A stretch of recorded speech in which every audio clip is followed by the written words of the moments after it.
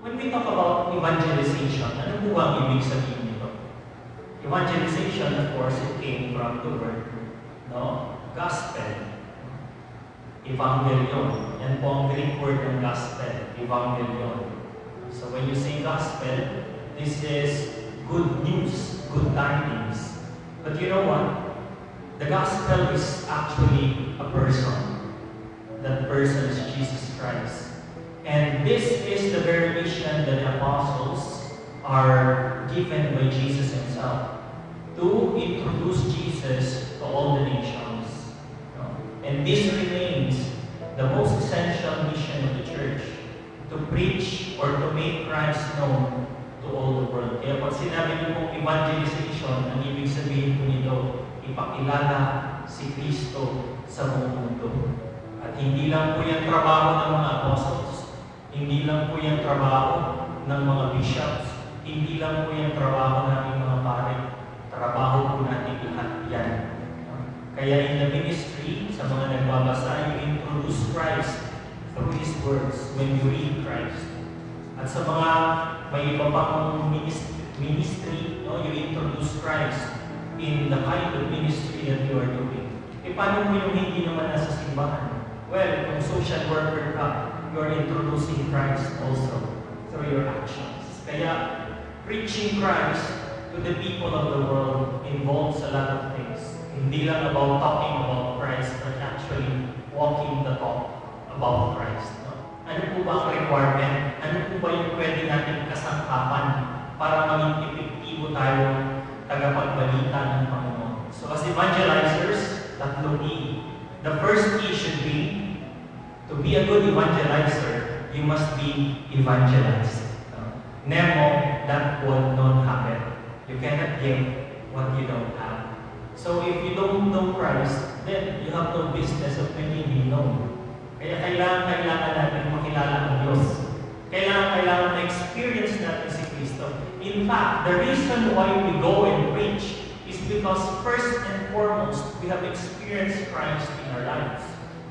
So we have experienced the joy of being loved, of being forgiven. We have experienced the joy of being redeemed. At gusto natin ipawalita ito sa mundo. Ito yung impetus ng ating mission, having experienced Christ. So, we must be evangelized. Before we go to the world and tell them who Christ is, we should in ourselves know who Christ is. Kaya napakahalaga na ang isang evangelizer should be a man or a woman of prayer. Hindi ka pwedeng mag-evangelize na hindi ka nagdadasal. Prayer is the heat, and preaching or ministry is the fire. So the soul of ministry, the soul of our preaching is actually prayer, to experience God, so that you would have the power and authority to tell people about Him. So that's number one. A good evangelizer should be first evangelized. Kaya sana magbabasa ka rin ng Bible, sana may mga literatures ka rin, wherein you come in closer to the knowledge of Christ. Second, a good evangelizer should be empowered. Empowered.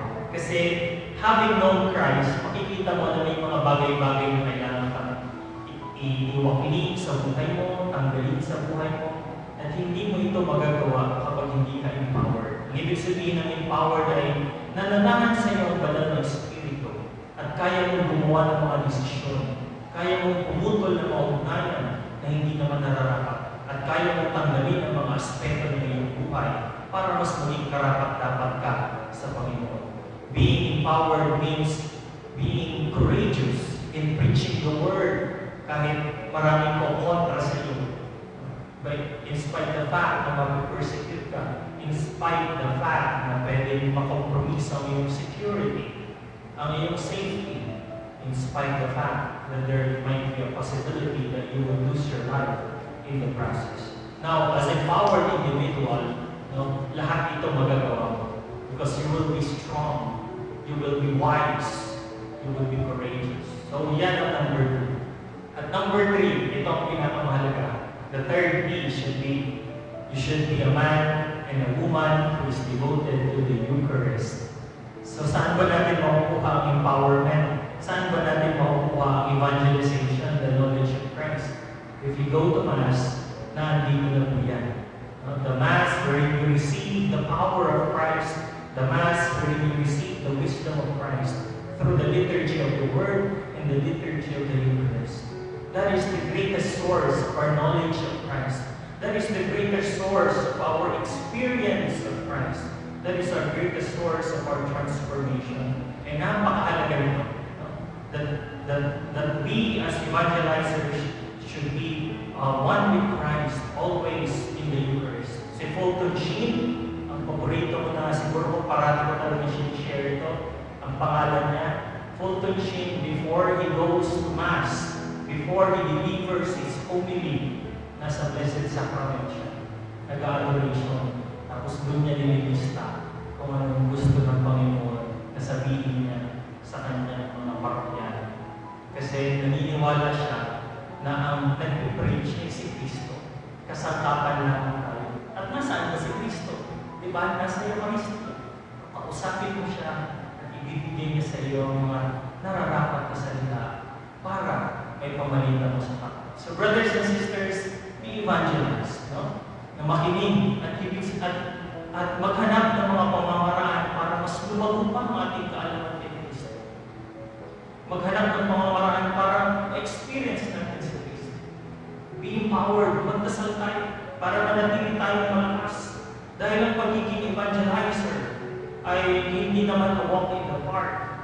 It is always an experience wherein you will be rejected. It is always an experience wherein you will experience discomfort. Pag hindi ka empowered, maglulukosan ka, iiyak ka, masasaktan ka. And finally, you must always be connected to Jesus in the universe. And aside from that, see to it that you become a model of who you preach. Ito ang pinakamahalaga. Kasi we would never have the authority to preach Christ if we don't live the life that Christ wanted for all of us. Si Kristo ang salita na nagkatawang tao. Nawa ang mga salita na ating i-preach sa kapwa natin, makita mo na sa atin. Ika nga, the medium is also the message. Amen.